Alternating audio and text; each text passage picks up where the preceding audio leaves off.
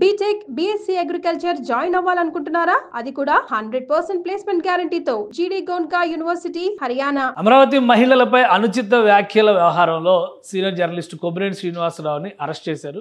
అయితే ఫిర్యాదు ఏంటి, ఏ ఏ అంశాల కింద, ఏ ఏ సెక్షన్ల కింద కేసు బుక్ చేశారు ఒకసారి విశ్లేషిద్దాం. ఇది ఎఫ్ఐఆర్ కాపీ. కొమ్మినేని శ్రీనివాసరావుని అరెస్ట్ చేయడానికి సంబంధించి పోలీసు అధికారులు కేసు నమోదు చేసినటువంటి అంశం, కానీ దానిలో ఏ ఏ సెక్షన్స్ ఉంటాయి ఇక్కడ చూస్తే క్లియర్గా ఇందులో మెన్షన్ చేశారు. అలానే ఫిర్యాదు ఎవరు చేశారు ఆ డేటా కూడా ఇందులోనే ఉంది. మొత్తం సెక్షన్స్ ఇక్కడ నంబర్స్ కనిపిస్తున్నాయి. సెక్షన్ 79, 196 ఆఫ్ 1, 353 ఆఫ్ 2, అలానే 299, 356 ఆఫ్ 2, 61 ఆఫ్ 1 బిఎన్ఎస్. ఇవన్నీ కూడా బిఎన్ఎస్కి సంబంధించినటువంటి సెక్షన్లు. ఇది 67 ఐటీ యాక్ట్ 2000, 2008 ఇది ఐటీ యాక్ట్ కిందకు వచ్చేది. అలానే 3 of 1 you SC ST protection act ఇది. సో ఈ సెక్షన్ల మీద కింద కొమ్మినేని శ్రీనివాసరావు మీద కేసు నమోదైంది. ఈ కేసు కూడా నిన్న తుళ్ళూరులో ఇది రిజిస్టర్ అయింది, ఈ ఎఫ్ఐఆర్. సో ఇది తుళ్ళూరు అంటే అమరావతి రాజధాని, గుంటూరు జిల్లా తుళ్ళూరు రాజధాని కోర్ ఏరియా అనమాట. సో ఆ ప్రాంతానికి చెందినటువంటి వాళ్ళు ఇచ్చినటువంటి ఫిర్యాదు మీద ఈ కేసు నమోదైంది. ఒకసారి చూద్దాం ఫిర్యాదులో ఏమి ఇచ్చారు, ఏ అంశాలని మెన్షన్ చేశారు. కొమ్మినేని శ్రీనివాసరావు గారి మీద కంప్లైంట్ ఇచ్చినటువంటి వాళ్ళ పేరు Kambampati Sirisha. So daughter of father or husband అని ఉంది. సో మాదిగ సామాజిక వర్గం. కేసుకి సంబంధించిన వివరాలు, ఏమేమి అంశాలు కంప్లైంట్ చేశారు. ఇందులో 2 సీరియల్ నెంబర్ 1 వివిఆర్ కృష్ణరాజు ఎవరైతే కామెంట్స్ చేశారో ఆయనకు సంబంధించినటువంటి వివరాలు కొన్ని బ్లాంక్లు ఉన్నాయి. రెండోది కొమ్మినేని శ్రీనివాసరావు సీరియల్ నెంబర్ 2, 3లో చూస్తే సాక్షి టీవీ మేనేజ్మెంట్. ఈ మూడింటి మీద కంప్లైంట్ ఇచ్చారు. దీనికి సంబంధించినటువంటి కంప్లైంట్ వివరాలు కూడా ఇందులో ఉన్నాయి. ఆ కంప్లైంట్కి సంబంధించిన అంశాలను ఒకసారి చూద్దాం. ఇది పోలీసులు డేటా కోసం రాసుకున్నటువంటి అంశం. కంప్లైంట్ని చూస్తే తుళ్ళూరు పోలీస్ స్టేషన్ వారికి కంబంపాటి శిరీష వైఫ్ ఆఫ్ వెంకటేశ్వరరావు, రాయపూడి గ్రామం, తుళ్ళూరు మండలం, గుంటూరు జిల్లా నుంచి రాసినటువంటి ఫిర్యాదు ఇది. నేను రాయపూడి గ్రామానికి చెందిన మాదిగ కులస్తురాలిని. నేను అమరావతి రాజధాని దళిత రైతు జేఏసీ నాయకురాలిని.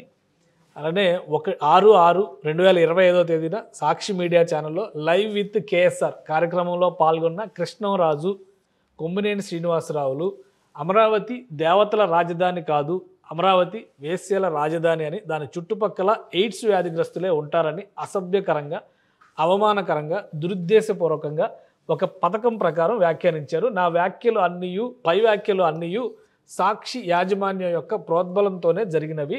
పై సంఘటనే కాకుండా ఇంతకు ముందు కూడా సుమారు 10 సంవత్సరాల నుంచి సాక్షి పత్రిక, సాక్షి ఛానలు రాజధాని అమరావతిపై కక్ష కట్టి ఒక పథకం ప్రకారం అమరావతి అభివృద్ధిని ఏదో విధంగా ఆటంకపరచాలనే దురుద్దేశంతో సాక్షి పత్రికలో, ఛానల్లో వివిధ వ్యక్తులకు డబ్బులు ఇచ్చి టీవీ డిబేట్లకు తీసుకుని వచ్చి రాజధాని అమరావతిపై విషం చిమ్మించడం జరుగుతున్నది. ఈ క్రమంలో భాగంగా ఒకసారి రాజధాని నందు ఇన్సైడర్ ట్రేడింగ్ జరిగిందని ఒక దుష్ప్రచారం, ఇది రాజధాని కాదు శ్మశాన వాటిక అని మరొకసారి, ఇది రాజధాని కాదు ఎడారని ఇంకోసారి, చిన్న వర్షానికి కూడా మునిగిపోతుందని ముంపు ప్రాంతమని సాక్షి ఛానల్లో ఒక పథకం ప్రకారం రాజధానిపై దుష్ప్రచారం చేస్తున్నారు. అలానే దీనిలో ఇంకొన్ని అంశాలు ఏం మెన్షన్ చేశారో ఒకసారి చూద్దాము. విషం చిమ్మి రాజధాని పైన అమరావతి అభివృద్ధిని ఆపి ఆంధ్రప్రదేశ్ ప్రతిష్టకి భంగం తీసుకొచ్చేటువంటి ప్రయత్నాలు వైఎస్ఆర్సీపీ పార్టీకి మేలు కలిగించాలనే ఉద్దేశంతో సాక్షి టీవీ యాజమాన్యం వారు ఒక కుట్రపూరిత ప్రచారం చేస్తూ ఉన్నారు.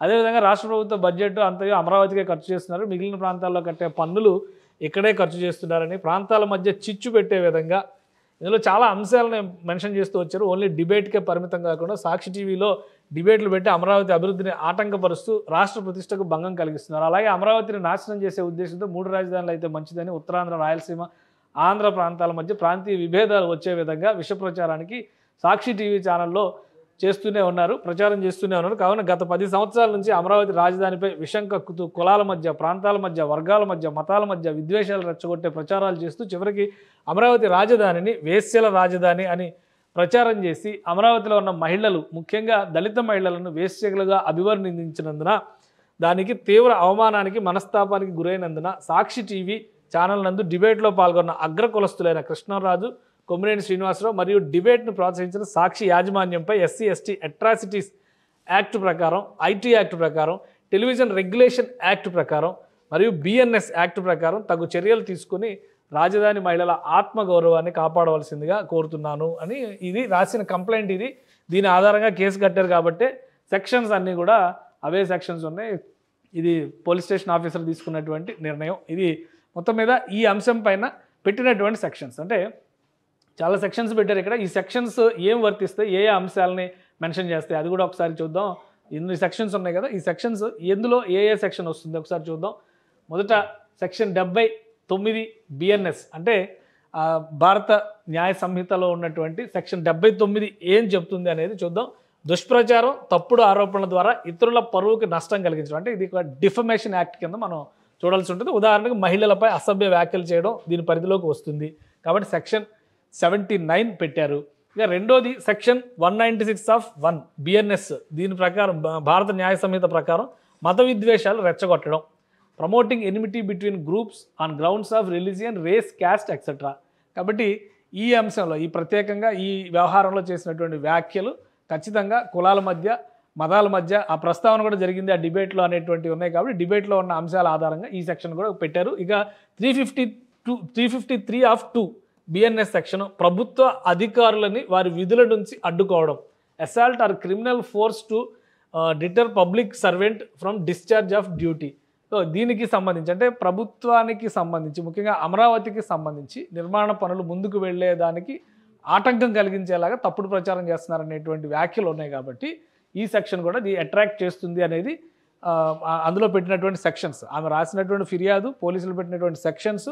సో లీగల్గా ఆ సెక్షన్స్ ఏం చెప్తున్నాయి ఇది మాత్రం మనం అనాలిసిస్ చేస్తున్నాం. ఇప్పుడు 299 ఆఫ్ బిఎన్ఎస్ ఇది ఏం చెప్తుంది, అనుమానాస్పద వధ ఉద్దేశంతో culpable homicide not amounting to murder, అంటే ఉద్దేశపూరితంగా దానికి సంబంధించినటువంటి దాన్ని తప్పుడు ప్రచారంతో ఇబ్బంది పడ్డం, అంటే ఇది ఒక తీవ్రమైన సెక్షన్. ఇందులో ఎవరైనా ప్రేరణతో మానసిక హింస లేదా తీవ్ర మానసిక దుస్థితికి నెట్టే ప్రకటనలు చేస్తే ఇది వర్తించవచ్చు. సో ఇక్కడ వేశ్యల రాజధాని అనేటువంటి మాట చాలా తీవ్ర మనోవేదనకు గురి చేసేటువంటి అంశంగా దీన్ని చూడాలి. అమరావతి మహిళలు దీనిపైనే తీవ్ర అభ్యంతరం వ్యక్తం చేస్తున్నారు కాబట్టి ఈ 299 ఆఫ్ బిఎన్ఎస్ సెక్షన్ కూడా వర్తిస్తుంది అనేటువంటి ఉద్దేశంతో పోలీసులు ఈ సెక్షన్ నమోదు చేసినట్టుగా కనిపిస్తుంది.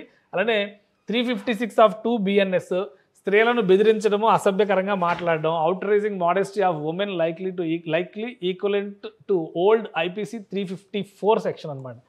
ఐపీసీ 354లో ఏది ఉందో అదే ఇక్కడ 356(2) బిఎన్ఎస్ సెక్షన్లో వస్తుంది. అలానే 61(1) బిఎన్ఎస్ అక్రమ సమావేశాలు, రెచ్చగొట్టే ప్రకటనలు likely relating to unlawful assembly or incitement confirmation awaited from final BNS version. అది ఈ సెక్షన్ గురించి ఇంకా కొంచెం క్లారిటీ రావాల్సి ఉంది. ఇక ఐటీ సంబంధించినటువంటి సెక్షన్స్ కూడా చూద్దాం. IT sections information technology act 2008లో చేసినటువంటి యాక్ట్ ఇది. దానిలో 61 ఐటీ యాక్ట్ ఏం చెప్తుందంటే అశ్లీల సమాచారం పంచడం, ప్రచారం చేయడం, publishing or transmitting obscene material in electronic form.